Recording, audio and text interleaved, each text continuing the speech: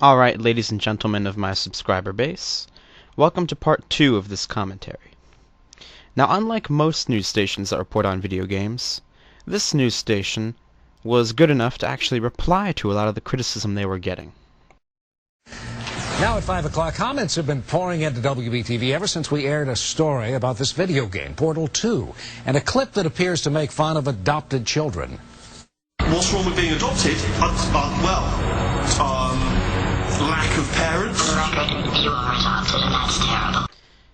Now, my subscribers, and anyone who's watched the last video, part 1 of this commentary, knows that they showed that clip and the previous broadcast, plus a little bit more. But I do want to address something that one of my viewers brought my attention to, and that is that the clip was very heavily edited. So, you've just seen the clip in its edited form, so here it is in the unedited form. Alright, so that last test was seriously disappointing. Apparently, being civil isn't motivating you, so let's try her way, alright? Fatty, adopted fatty, fatty, no parents. What? What exactly is wrong with being adopted? What's wrong with being adopted?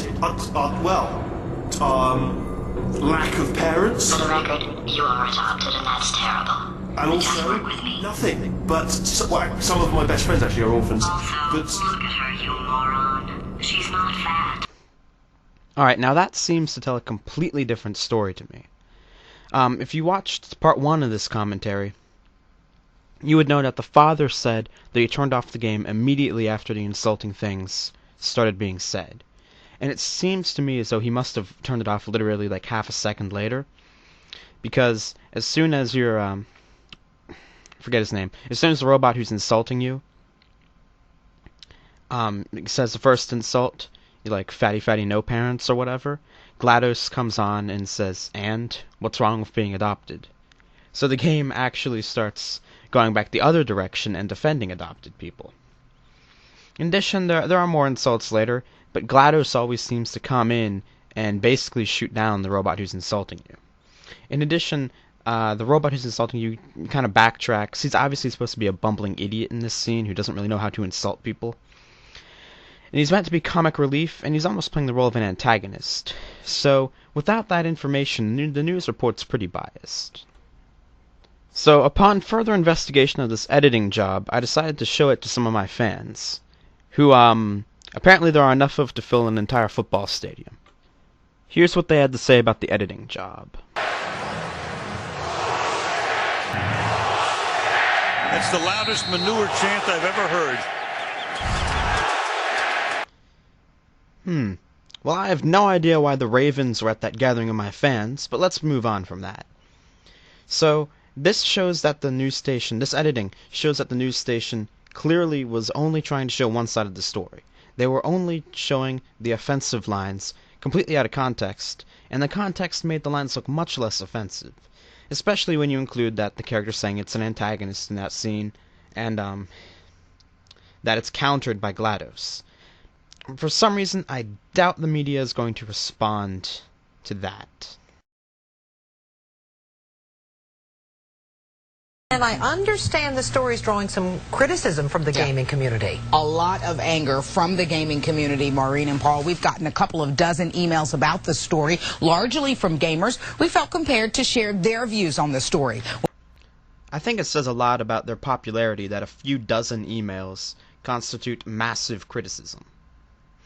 And, of course, they do kind of show the gamer's side of the story, but I don't think they picked out the most intelligent arguments against what they did in the last part of this commentary. We also continue to contact Valve, who made the game, for its response. Now, contacting Valve is one of the things they did that I actually really appreciate.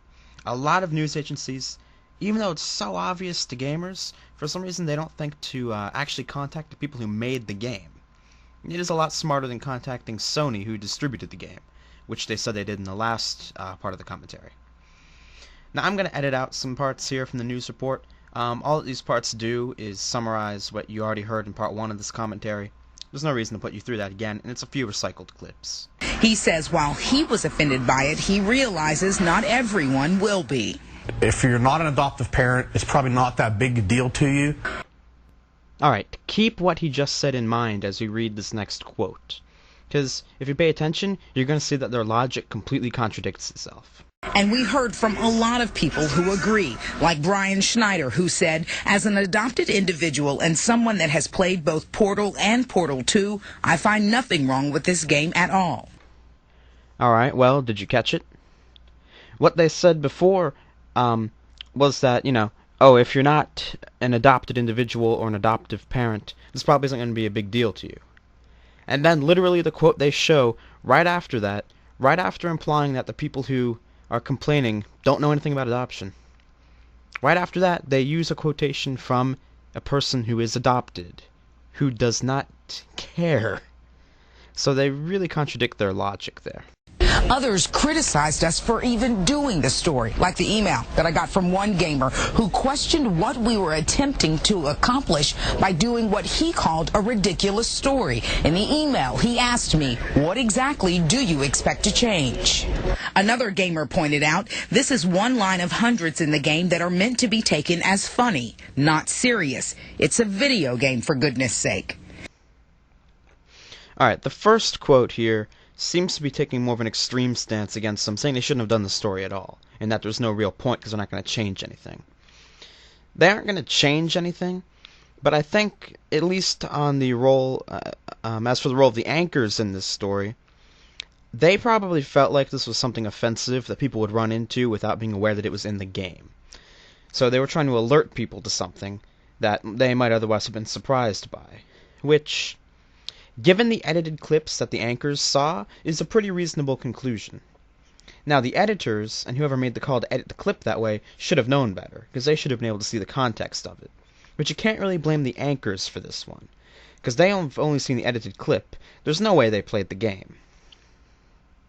Now, as for the second quote there, I think it's good that he points out that it's supposed to be funny and not taken seriously, but then I question at the end of his quote, I'm assuming it's a he, why he says that it's a video game, for goodness sake, implying that you shouldn't take any video game seriously ever. I think that's just stupid. Video games are like any other form of media, whether newspapers or literature or movies or music. Some of it's meant to be taken seriously, some of it's meant to be taken as a joke. In this case, it was meant to be funny. We continue to try and contact the company who made the game, Valve, not only through email, but also by voicemail. Regardless, other viewers said if the father's truly upset, maybe he needs to talk to his child. Like this post from a guest on WBTV.com. Maybe this is the perfect opportunity to talk to her about it. I mean, she is 10 years old. She can understand at this age. While Staple agrees, he didn't want the conversation to come about from a video game.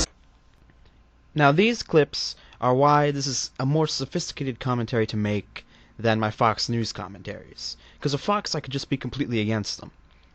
But here it's more difficult, because again, I have to commend to them for actually trying to contact Valve for a comment. That's pretty good reporting. And then, this is an argument that I've heard in other commentaries, the second argument here, where people are like, well, the girl's 10, just talk to her about it. I have to say I'm more on the news media's side with that one than the gamer's side. I hate to break it down into black and white like that, because I'm a gamer, but I have to say when people argue that, oh, it's no big deal, just talk to the girl about it. I mean, she's 10. In my opinion, at the age of 10, she should probably know she's adopted, or have figured it out herself, and be ready to talk about it. But I can perfectly understand the father not wanting that to be forced upon him. And honestly, I would feel the same way. I would not want that conversation to be forced. I'd want that to come naturally and or at a time that I wanted or the daughter wanted. So I'm on the father's side in regards to not wanting that conversation to come from a video game. But that one question is the one that did not need to come from a video game. It needed to come from her or from us. We also want to clarify one last thing. As we reported yesterday, the game's rating is E10, which means it's appropriate for children 10 and up. But that is not the same as being rated E for everyone. Okay. All right, Brigitte, thanks. As we're going off the air... This is actually, in my opinion, an example of some pretty good reporting. They made a really good correction here about the E10 versus E rating. And actually, all the anchors kind of went like, oh. when she mentioned that it was rated E10 but not E. And I actually think that's a very good point. I mean, I think that maybe there would be a better argument for being offended by this if the game had been rated E for everybody. But as a game that's rated E10, you have to know that there's at least something in it that's a little tiny bit edgy, which is exactly how I would describe this scene from the game that's causing the so-called controversy that never really got that big anyway. So this concludes my commentary on the game. You know, really, there's only one thing that I think damns the media here, and that is the way they edited that clip. I just cannot stand that. You know, I feel like it's really edited in a misleading way. I talked to somebody else before making this video. She didn't know a ton about the controversy, but she felt differently about it, so maybe it's just me. Leave your comments below, though. Do you think the editing really gave a different version of the story than what the reality was? Or do you think that the editing was fair and they got across the gist of what the problem was?